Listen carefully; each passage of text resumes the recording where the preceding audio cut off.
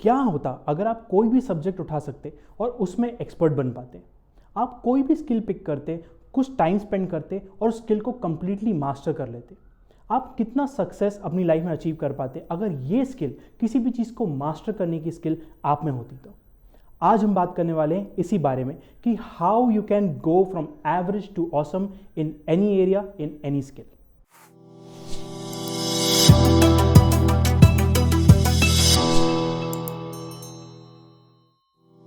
मैं हूं Sagar and this is the good talk.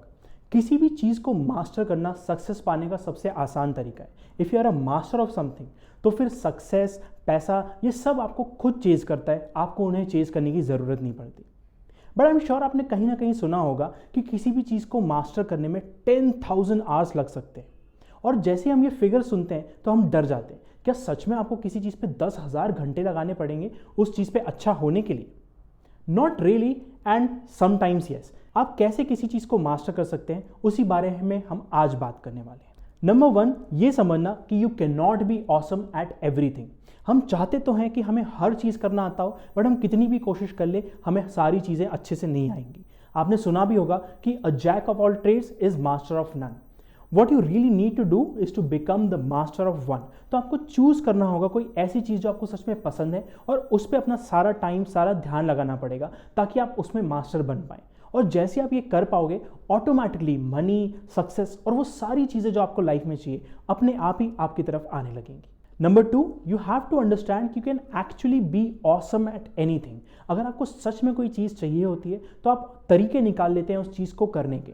For me personally it was very difficult to start calling people, start talking to new people. तो मैंने अपने लिए कुछ rules बनाए जिन रूल्स को फॉलो करके मैं लोगों से बात करता था। जब मैं स्टार्टिंग में कर रहा था तो मुझे बहुत ही रोबोटिक लगता था। ऐसा लगता था जैसे मैं कोई स्क्रिप्ट फॉलो कर रहा हूँ एंड उस स्क्रिप्ट को फॉलो करके ही मैं किसी से बात कर सकता हूँ।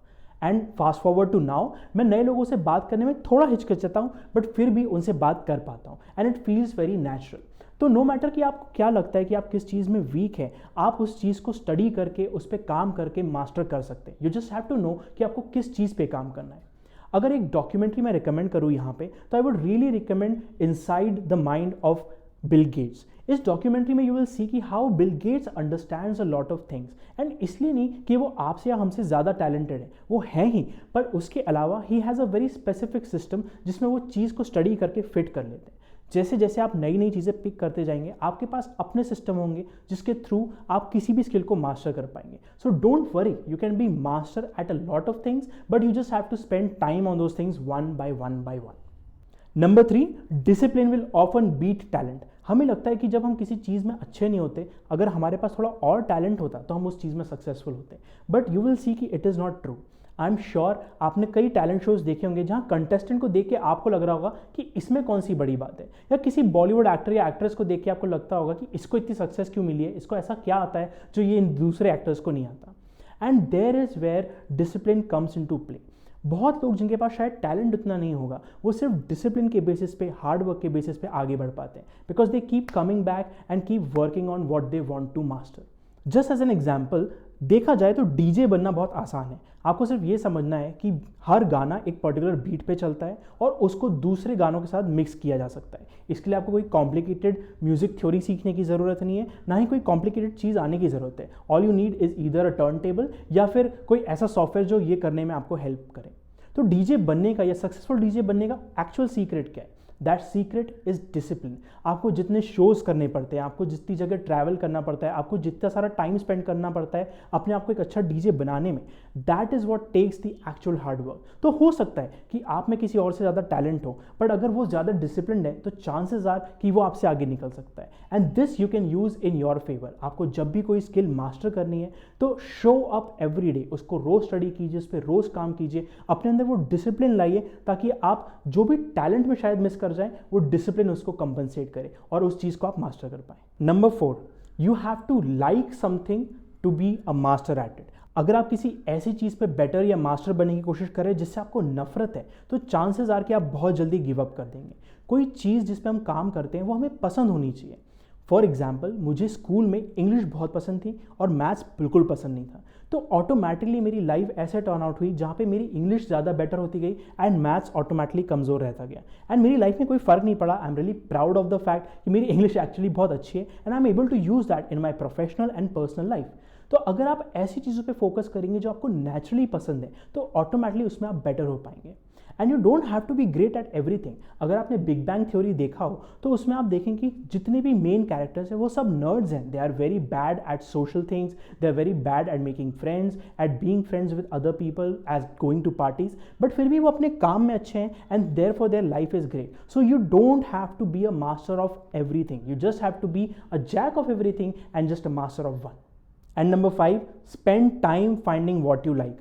बहुत सारी चॉइसेस हैं, there are so many skills, so many subjects, so many things that you can learn, पर आप कैसे चूज करोगे कि आपको किस में मास्टर बनना है? The way to do that is to give yourself time. Experiment करो, स्टडी करो, किसी चीज़ को सीखने की कोशिश करो और देखो कि आपको कैसा फील होता है। अगर किसी चीज़ में ज़रा भी इंटरेस्ट आता है तो just pick up a course and start working on it. See कि वो कोर्स खत्म करने के बाद आपको कैसा लग रहा है और आपको अच्छा लग रहा है या नहीं लग रहा है। In fact, you can also get paid to learn. You can go to a site like freelancer.com या fiverr.com and कोई ऐसी स्किल जो आपको इंटरेस्टिंग लगती है उसको थोड़ा सा सीख के वहाँ पे चीप में सेल करके आप देख सकते हैं कि आपको उस चीज़ में एक्चुअली मज़ा आ रहा है या नहीं।